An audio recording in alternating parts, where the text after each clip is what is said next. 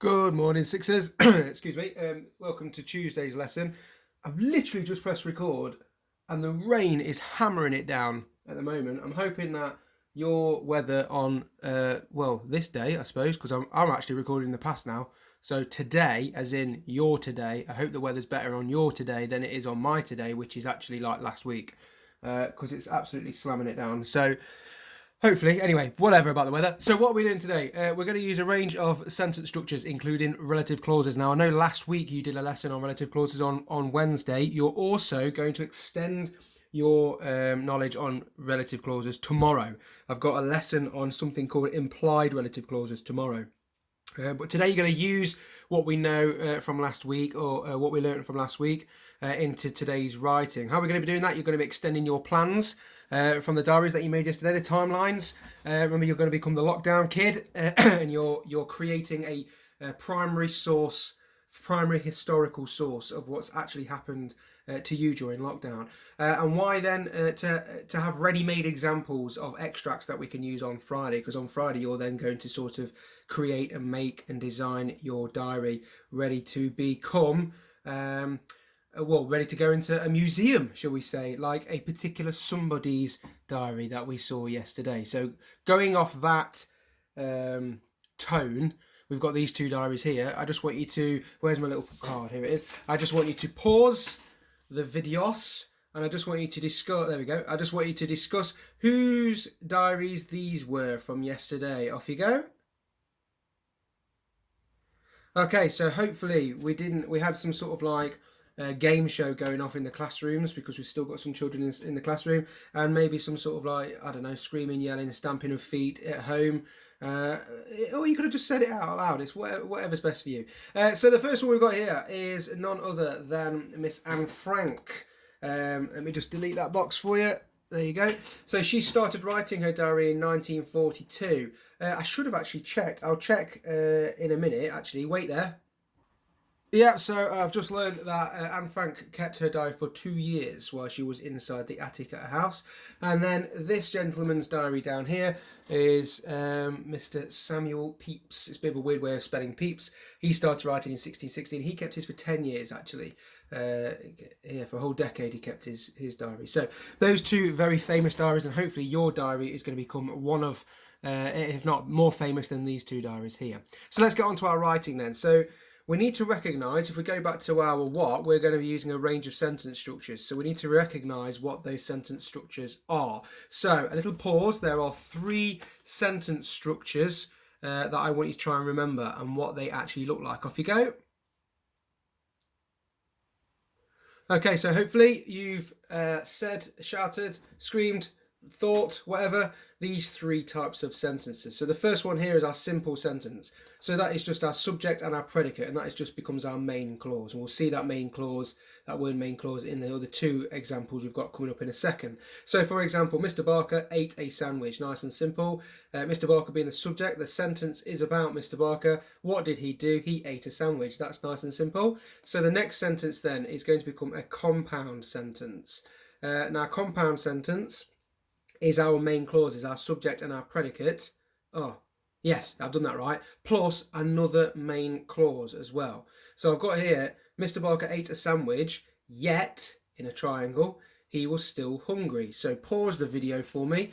What type of word is yet, and are there any more words that are the same type of word as well? Pause the video.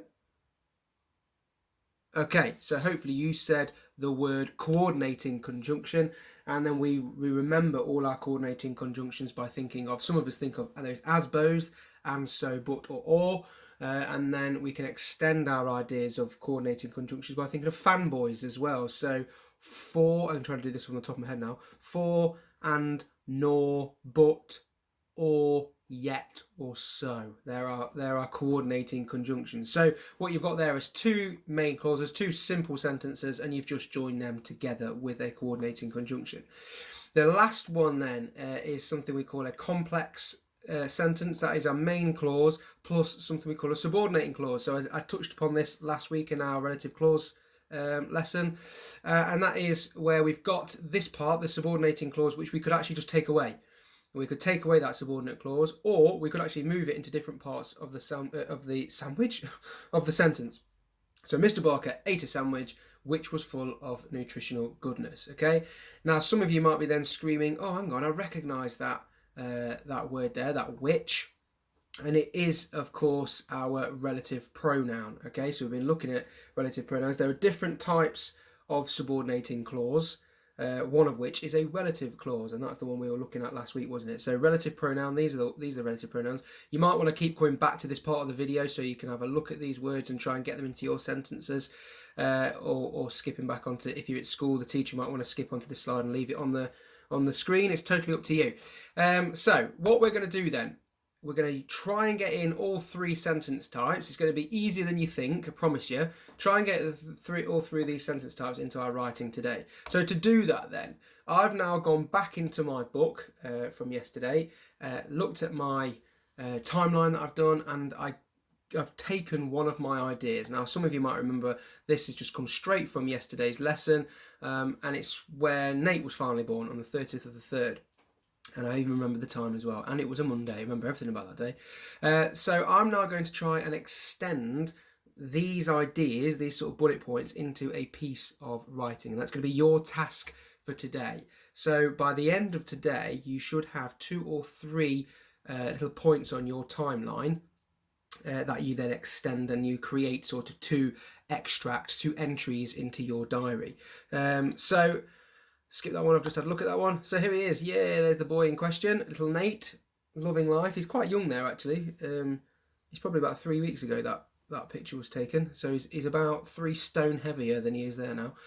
So you're going to start off with the date if you know it, the day as well if you know it. If you don't know the date or the day, then you just guess. You just sort of put beginning of May, or middle of May, or end of March, or something along those lines, to start off your diary. But if you do know the date, you could take a guess. That's absolutely fine as well. If you do know the date, then you go with it. So I'm going to use these ideas. I'll tell you what, I'm going to get rid of that slide. It's in the wrong place. I'm going to put it there. I'm going to use these ideas. I'm going to also. Can you see that well on the screen? Yeah, you can. You can do all right with that. I'm going to use these bullet points here to try and write this out. Now, the way I wrote it yesterday, I'm going to make that just a bit bigger actually. The way I wrote this yesterday was already in chronological order, because that's just the way that I thought about it as it happened. Yeah, I think that's good enough. There you go. The way I thought about it as it happened. So it's already in chronological order. If yours isn't, then you've got to try and piece it together into chronological order, because I know sometimes you think of something that happened, and then you go, oh, actually, yeah, before that, this happened as well, and then, oh, wait, no, then that, and you start remembering things as you start talking about it. So it could become quite disjointed.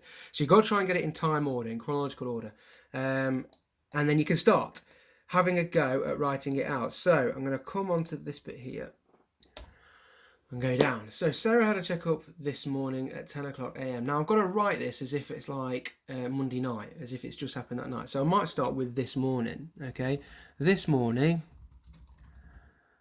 comma, we woke up. Or I could just put Sarah and I woke up actually. Sarah and I woke up knowing we had a important visit to the hospital.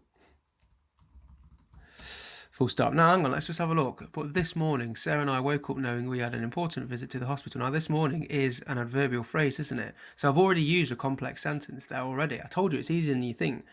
Yeah,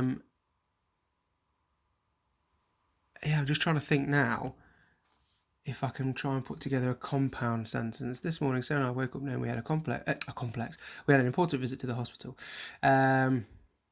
Nate was already 2 weeks late. Full stop. This meant there could be, or could have been, some complications. Now, I've got two simple sentences there. Nate was already 2 weeks late. This meant there could have been some complications. So 2 main clauses. So I can now put my coordinating conjunction in there, my fanboy. So which one's going to be the best one to use? Nate was already 2 weeks late, and this meant, but this meant, so this meant would be better, wouldn't it? So this meant, get rid of that T, there we go. So this meant there could have been some complications. As we arrived at the hospital, I had to stay in the car as the restrictions in place due to COVID-19 meant I was not allowed in the hospital. So then, if I'm going to be honest with you, that wasn't a very nice time for me, because you sort of want to be there, don't you? You want to be there in case, there's any bad news or anything like that. You want to be there. So I now need to put on my emotions. I've not really mentioned anything about, well, I sort of said all the bad things running through my head, actually, haven't I, there? So I did actually put my emotions in here. Angst and worry that I've put in there. So let's actually then use those ideas. I was not allowed in there. All I could do was sit. I've already put sit in the car, haven't I? I had to stay in the car. Sit idly, listening to the radio. Simple sentence. Okay, so now I've got all 3 sentences already. I haven't necessarily, though, used a relative clause, have I? Let me just remind myself which relative clause I could use. Okay, so let's try and get a relative clause into this sentence now then. All I could do is sit idly, listen to the radio. Thought. I could start thinking about my thoughts now then, couldn't I? Bad things which could have happened would then be a relative pronoun. No, which. So let's do that one then. So all I could do is listen to the radio. I love the word at the moment, plethora of bad thoughts. As I've done that right? Which could have, which bad thoughts which could, no, plethora of thoughts. No, I'm going to get rid of the word bad. The plethora of thoughts which could